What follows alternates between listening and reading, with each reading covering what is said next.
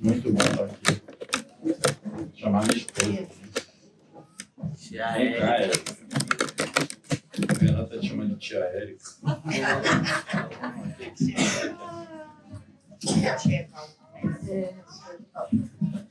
Aleluia. Vai, tia Érica. Não, eu estou muito feliz, né, de estar aqui. Não é isso? Que nem a gente cantou. Tenho vida, alegria, muitos irmãos, uma família linda, né? Que alegria, né? Que presente o Senhor Jesus tem nos dado, né? E que privilégio a gente tem, né? De viver para Ele. E meu coração está assim, cheio de gratidão, né? Pelo que o Senhor tem feito, por ver a casa da Lu tão cheia, e vocês aguentando barulho. Que alegria, muito feliz, né? Jesus é digno, né, disso tudo. Né? Jesus é digno da nossa vida, da nossa entrega.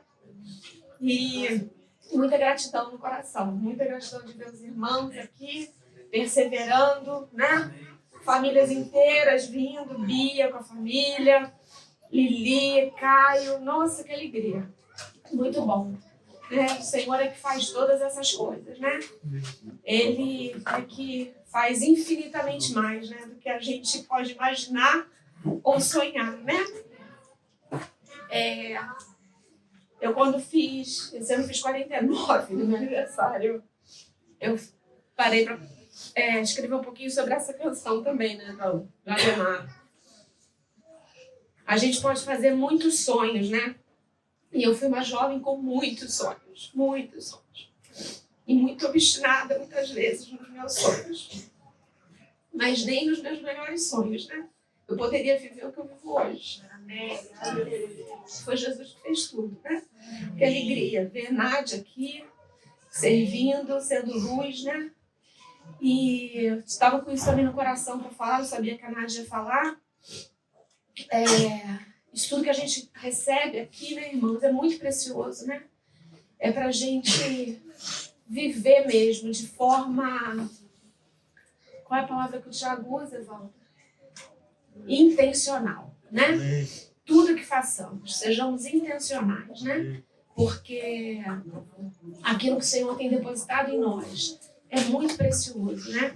E faz a diferença, mesmo quando você está calado, né? Mesmo quando você está calado, o seu viver pode transformar a vida de outros, né? Porque vivemos num mundo muito sem significado, muito cheio de materialismo, muito superficial em tudo, né? E a possibilidade de caminharmos com Jesus é muito especial, não é isso? Ele nos chamou para caminharmos com Ele, né? Que seja esse o desejo profundo do nosso coração, de buscarmos intimidade com Ele, né? Dia a dia, né? E é isso, só para dar um oi, falar que eu amo vocês, eu amo ver estar aqui, viu? E muito feliz de estar com os irmãos. É isso. Amém.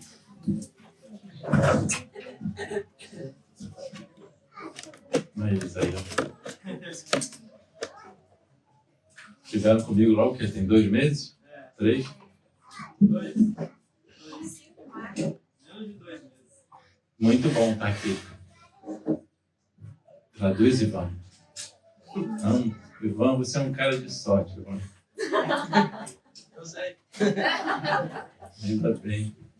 Muito bom estar aqui, muito bom. Que nem a Érica disse, ver a casa cheia, ver tantos rostinhos assim que a gente ama. Fico brincando com a Bela ali, né? Eu vejo muito tempo sem ver Bela, eu vejo cada vez ela mais mulher assim, adulta, né? Ela tem que abraçar. Não é para fazer, isso é coisa de tio, né? Fazendo papel de tio. Mas ver a Luísa ali, fala das moças só, né? Mas é muito bom ver os irmãos assim. E fico feliz aí pelos vizinhos felizes. Os meus não ficaram felizes e se mudaram, o Senhor tirou. Tô brincando, mas foi verdade, né? A reunião era lá em casa, lotava, os vizinhos reclamavam e Deus tirou eles. Eu não sei se foi a vontade deles, mas Deus tirou. Você lembra só ficaram os que vieram e gostaram da gente. Deus foi bom e bom ver vocês aqui. Eu ajudei a fazer barulho aqui por muito tempo também. Mas vamos abrir a Bíblia. Êxodo 32. Eu estou com a tosse que daqui a pouco faz aniversário. Já devo estar umas 2 semanas com a tosse, porque não saio. Passei o inverno todo lá sem ter gripe, sem ter nada. Entrou o verão, peguei um resfriado que virou uma tosse aqui que eu não me livro dela. Aí eu vou pedir alguém até para me ajudar. Só tem esse microfone aqui?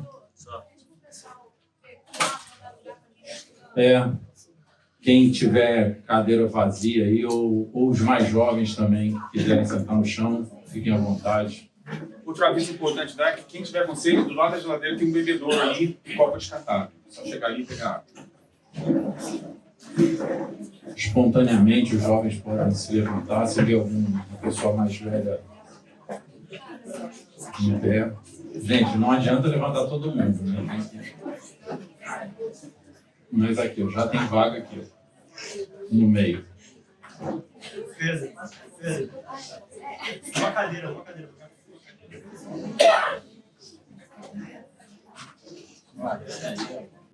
O 9. Êxodo 32, 1 ao 9. O povo... Peraí que eu vou trocar a versão. Vou botar a atualizada. Oi? Aumenta o microfone?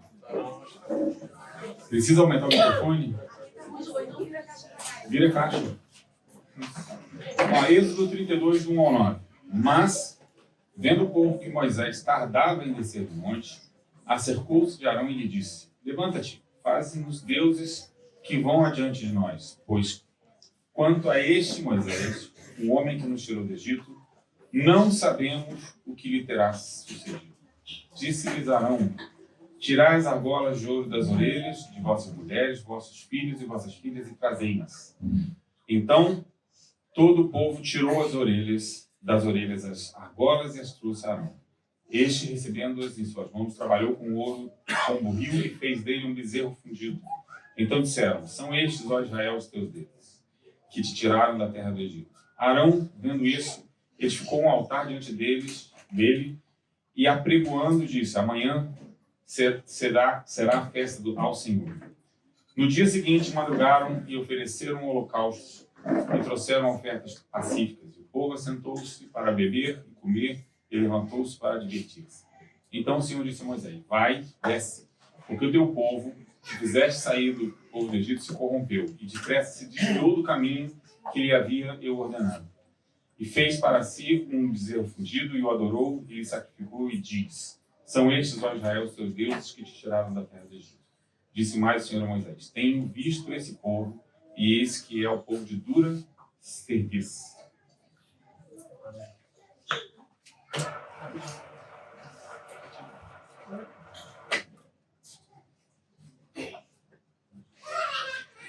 Aqui a gente vai ler mais, daqui a pouquinho eu peço para ele ler mais. Mas a gente vê assim, Moisés está no monte recebendo a aliança, né, as tábuas. Eu desde criança eu via, sempre que vinha qualquer tipo de aulinha, né, que eu fui muita aulinha escola dominical,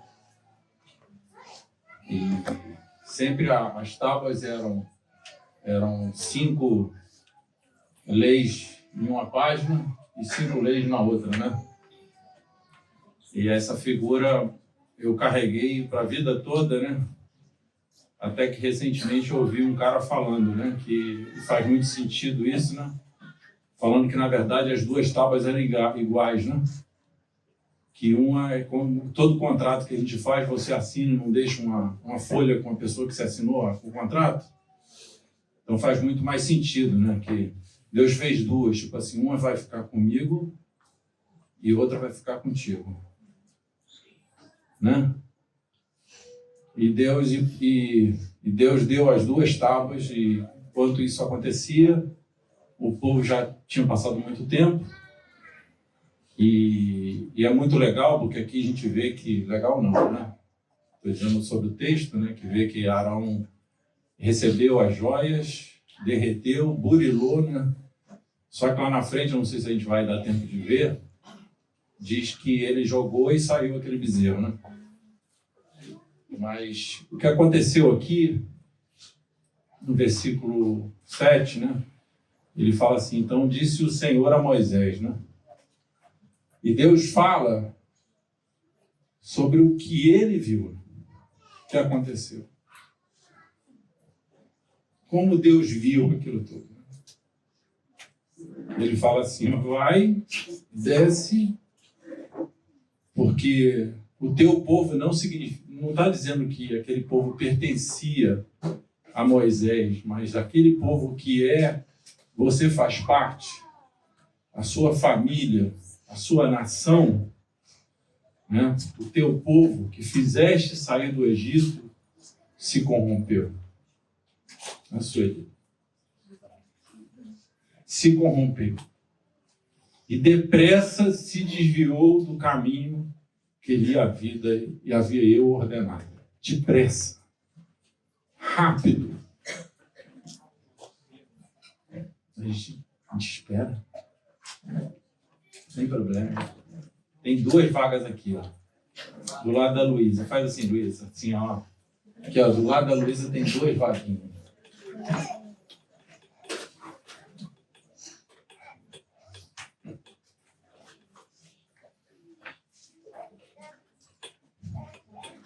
Deus abençoe as crianças, né? Muita criança, graças a Deus.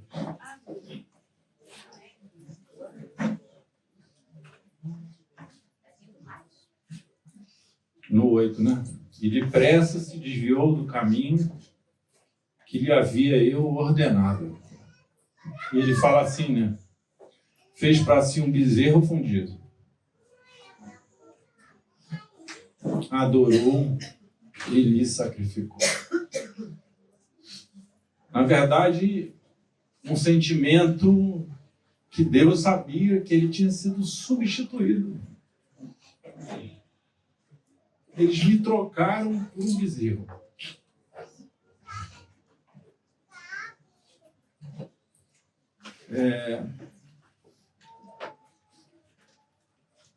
E eu fico imaginando assim, né? Que Deus nos revele o coração dele, né? A dor dele, porque aquele povo já tinha experimentado e tinha acabado de atravessar o mar. Tinha acabado de atravessar o mar. E tão rapidamente se desviou, né? Esqueceu o que Deus tinha feito e substituiu, pegou um bezerro que eles viram Arão fazendo, e Arão ficou tão orgulhoso do que tinha feito que botou o bezerro num lugar alto para que as pessoas vissem e se prostrassem. No coração deles, Deus já não era Deus. E aquele Deus que eles passaram a chamar de Elohim, aqui o texto, que esse agora é o nosso Deus, a mesma palavra que eles usaram, posso estar enganado, mas é a palavra de Gênesis 1. Eles substituíram. Mas eu não estou falando deles, eu estou falando da gente. De como nós somos assim. De apesar de ver Deus fazendo coisas nas nossas vidas, como nós temos a capacidade de substituir Ele e começar a dar credibilidade, a confiar, a dar valor, mas a depositar confiança em algo que não existe, que simplesmente não existe.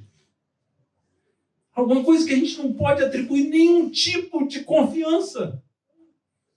Nem no nosso marido, nem na nossa esposa. Eu não estou falando que eu não devo confiar na minha esposa. Vou fazer 30 anos de casado. Mas não é ela que vai resolver os meus dramas, os meus problemas emotivos, emocionais. Não vai ser os meus pais. Não vai ser. E aqui fala que fez para si um bezerro fundido e o adorou. E eu lembro lá atrás, ele que estava comigo no encontro, esqueci o nome do irmão que eu vi pregando, que ele falou, pela primeira vez eu tinha ouvido isso, sempre que a gente adora alguma coisa, no fundo a gente substitui Deus. Tudo que a gente substitui Deus, a gente está adorando. Então, quando eu tomo decisões por causa dos números da minha conta bancária, significa que eu deixei de confiar em Deus e passei a confiar em números.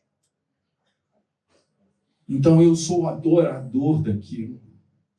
Se eu passo a ter que confiar no meu chefe para não perder o emprego e não confio em Deus, é porque eu passei a não confiar em Deus e passei a adorar homens, poderes desse mundo.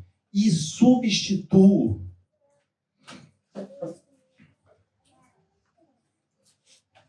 E fala que tenho visto este povo, no 9. E eis que é povo de dura cerviz.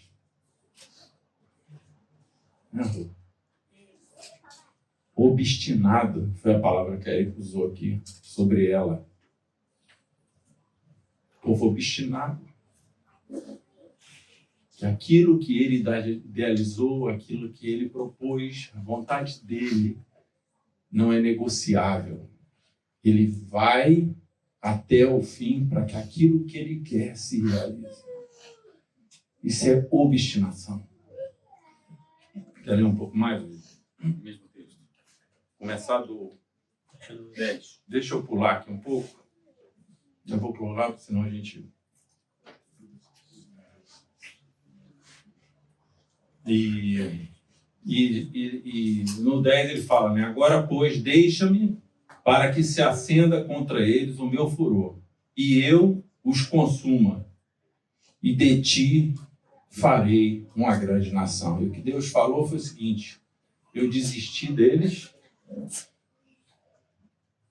eles vão todos morrer, e eu, a partir de você, Moisés, eu vou fazer um povo novo. Mas o Moisés teve uma formação especial, queridos. Né? Ele passou 40 anos cuidando de ovelha, ele se humilhou, e quando Deus chama, ele veio de uma condição que eu lembro do Christian Shen falando, né, que o cara que era... como é que fala? Que ele era príncipe? Não, mas que ele era bom, eloquente, virou pesado de língua. E Deus reconheceu, Moisés tinha tido um relacionamento com Deus e viu o que Deus fez. E é tremendo o que acontece aqui. A intercessão que Moisés faz de uma pessoa que conhece Deus. E eu queria pular e a gente vai para o versículo 13. E aí no 13 ele fala assim, ó, lembra-te de Abraão, de Isaque e de Jacó, Israel, teus servos, aos quais por ti mesmo tem jurado e lhes disseste, multiplicarei a vossa descendência como a estrela do céu. E toda esta terra de que tenho falado, dá-la-ei a vossa descendência, para que a possuam por herança eternamente. E aí no 14 ele fala assim,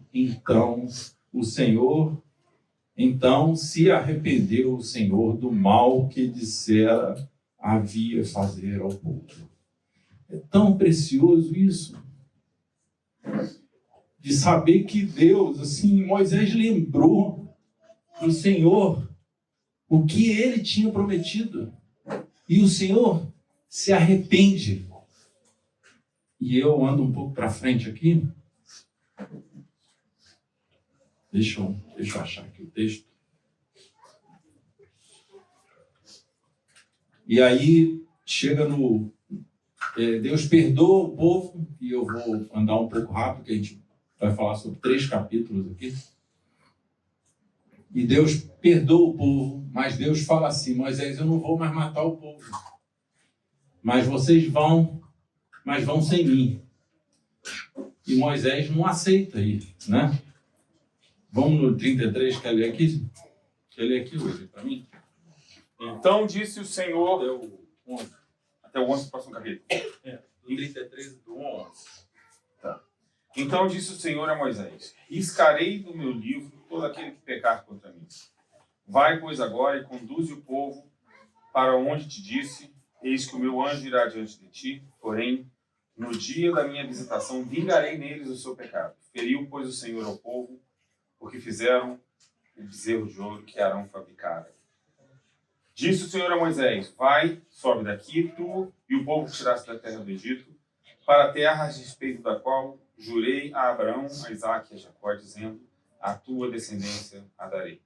Enviarei o anjo adiante de ti, lançarei fora os cananeus, os amorreus, os heteus, os perezeus, os heveus e os jebuseus.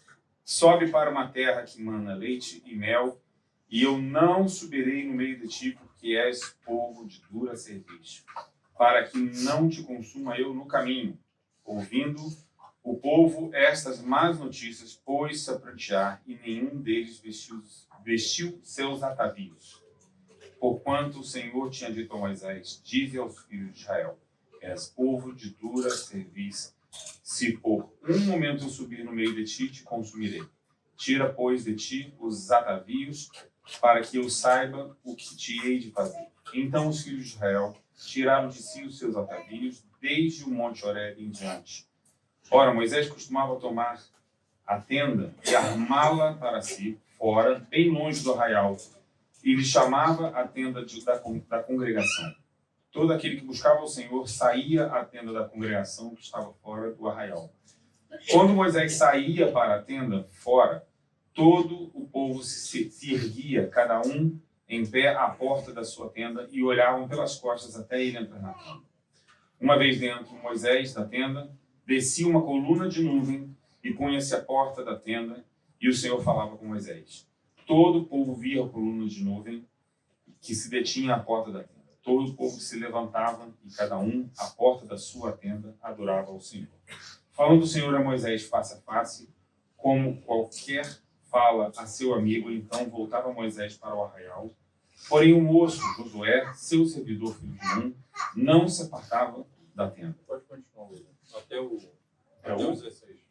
Disse Moisés ao Senhor: tu me dizes, fazes subir esse povo, porém não me deixas saber a quem has de enviar comigo. Contudo, disseste: conheço-te pelo teu nome, também achasse graça aos meus olhos. Agora, pois, se achei graça aos teus olhos, rogo-te que me faças saber neste momento o teu caminho, para que eu te conheça e ache graça aos teus olhos, e considera que essa nação é o teu povo.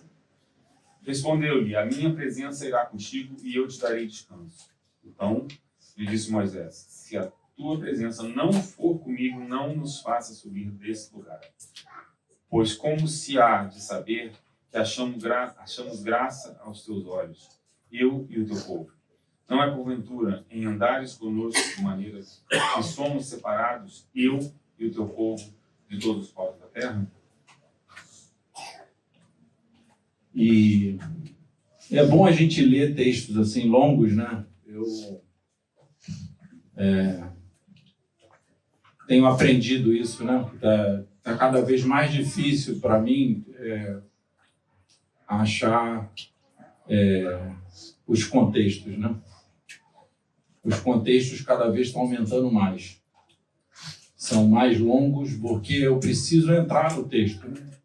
Aqui ele fala de uma coisa que o povo via diariamente, né? Como é que um povo que via isso, né, se dispôs a trocar tão rápido, né? Isso não está distante de nós, queridos. Nós somos assim. Volúveis. Nós somos assim. Muitas vezes seguimos a um Deus que a gente, no fundo, não conhece e que a gente só vê as coisas que Ele faz. Mas nós não temos relacionamento com Ele. Nós não sabemos quem Ele é.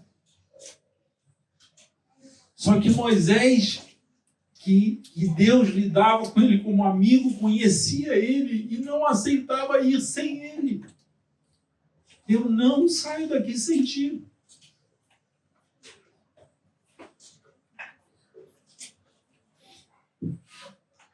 Ele fala no 17, a gente... Deixa eu ver só quanto falta aqui. Lê mais aqui, Will. Vem cá. Vai ler bastante. Vocês vão achar até que é o Gilberto que está falando. Lendo bastante o Velho Testamento. 17 até o final do capítulo, até o 22. Disse o Senhor a Moisés: farei também isto que disseste, porque achaste graça aos meus olhos e eu te conheço pelo teu nome. Então lhe disse: rogo-te que me mostres a tua glória. Respondeu-lhe o Senhor: farei passar toda a minha bondade diante de ti e te proclamarei o nome do Senhor. Terei misericórdia de quem eu tiver misericórdia e me compadecerei de quem eu me compadecer. E acrescentou: não me poderás ver a face, porquanto homem nenhum verá a minha face e verá. Disse mais o Senhor: eis aqui um lugar junto a mim, e tu estarás sobre a penha. Quando passar a minha glória, eu te porei na fenda da penha, e com a mão te cobrirei até que eu tenha passado. Depois, eu tirando a mão, tu me verás pelas costas, mas a minha face não se verá.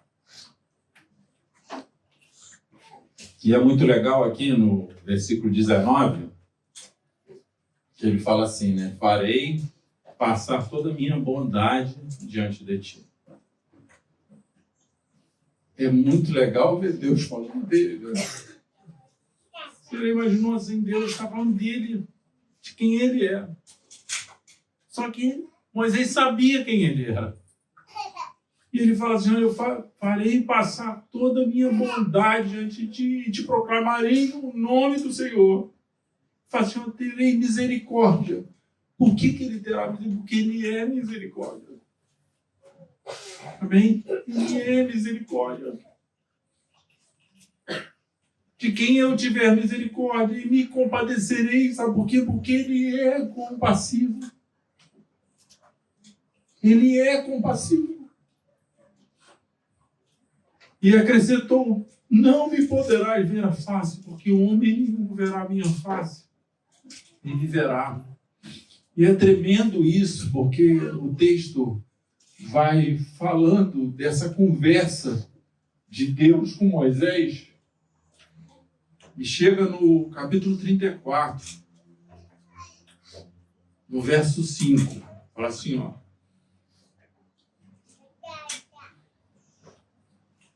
Tendo o Senhor descido na nuvem, ali esteve junto dele e proclamou o nome do Senhor. E passando o Senhor por diante dele, clamou.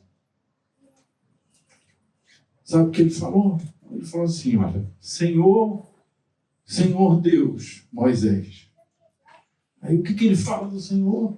Compassivo, clemente, longânimo, grande em misericórdia e fiel.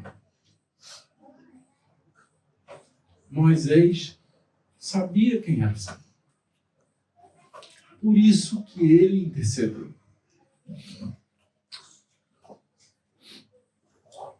Compassivo é cheio de compaixão. Clemente, eu anotei aqui, que eu fiz a cola, né? Gracioso, longânimo, paciente, misericordioso, é bondoso. Mas ele não é só bondoso, ele é muito bondoso. Ele é grande em bondade. E ele é verdadeiro. Ele é fiel. Você pode confiar nele. Amém. Ele é uma pessoa que nós podemos confiar, queridos. E Moisés conhecia Deus. E ele fala assim, que guarda a misericórdia em 1000 gerações e que perdoa a iniquidade, a transgressão e o pecado, ainda que não inocenta o culpado. E visita a iniquidade dos pais dos filhos dos pais, até 3ª e 4ª geração. Só que até então aqui, o Senhor se manifesta para Moisés, e o Senhor se arrependeu, mas o tremendo é o que vai acontecer agora, a partir do versículo 10. Que talvez seja o mais difícil para a gente. Ele fala assim, então disse o Senhor, dizendo, no capítulo 34, versículo 10, eis que faço uma aliança diante de todo o meu povo. Aqui, sabe o que acontece aqui, queridos? Aqui acontece perdão.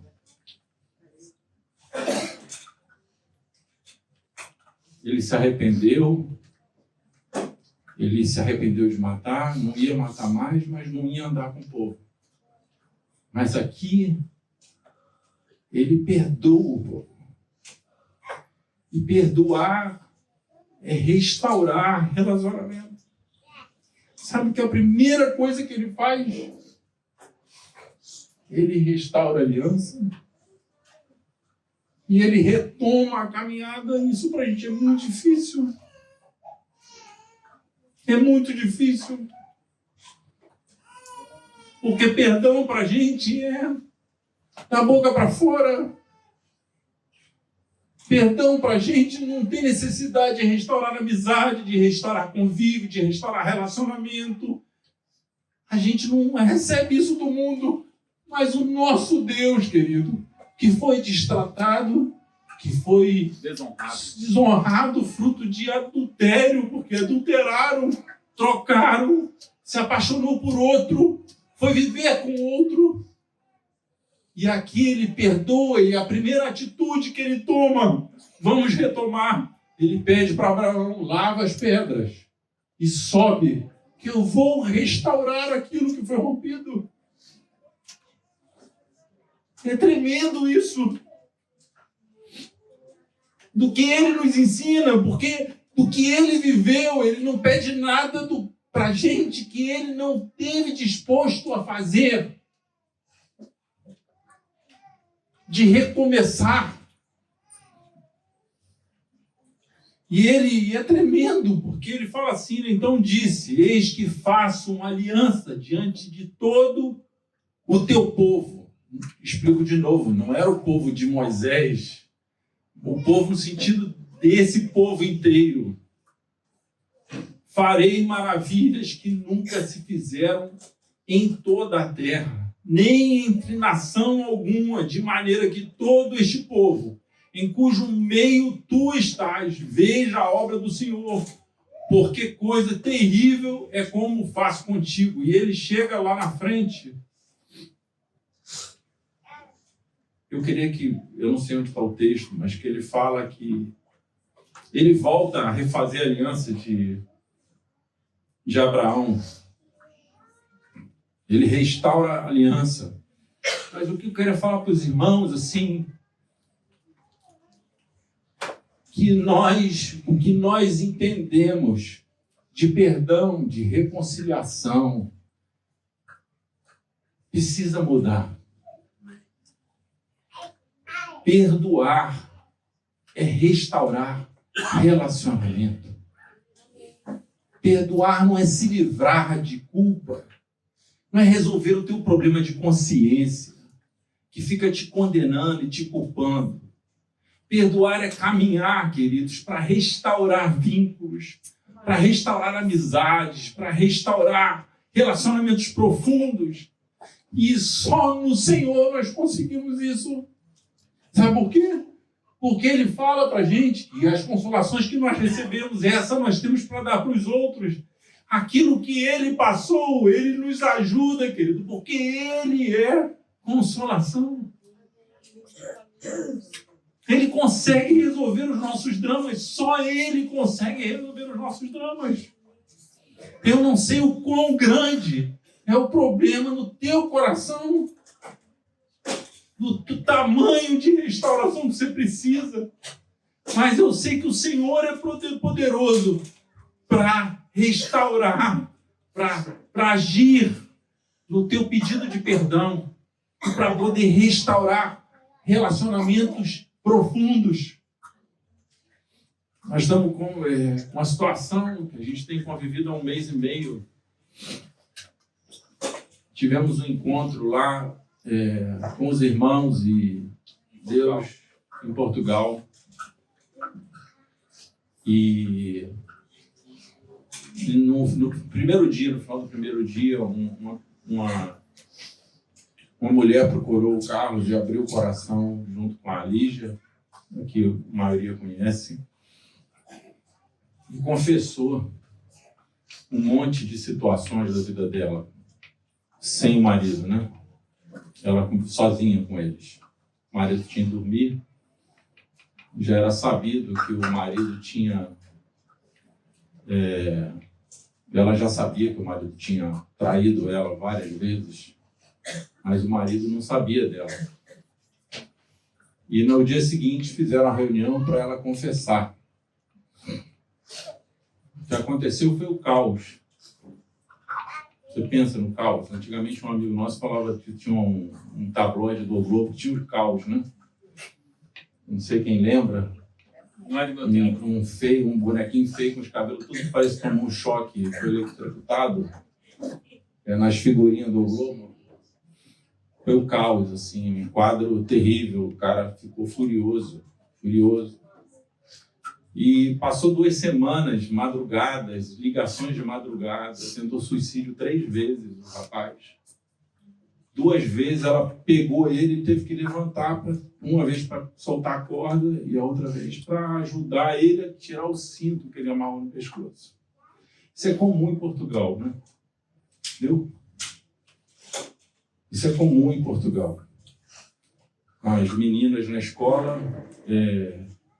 Eu não sei se eu já falei isso aqui, né? Mas as meninas, na época de escola, sempre conheciam vários amigos que, amigos próximos, parentes próximos, tinham já se matado.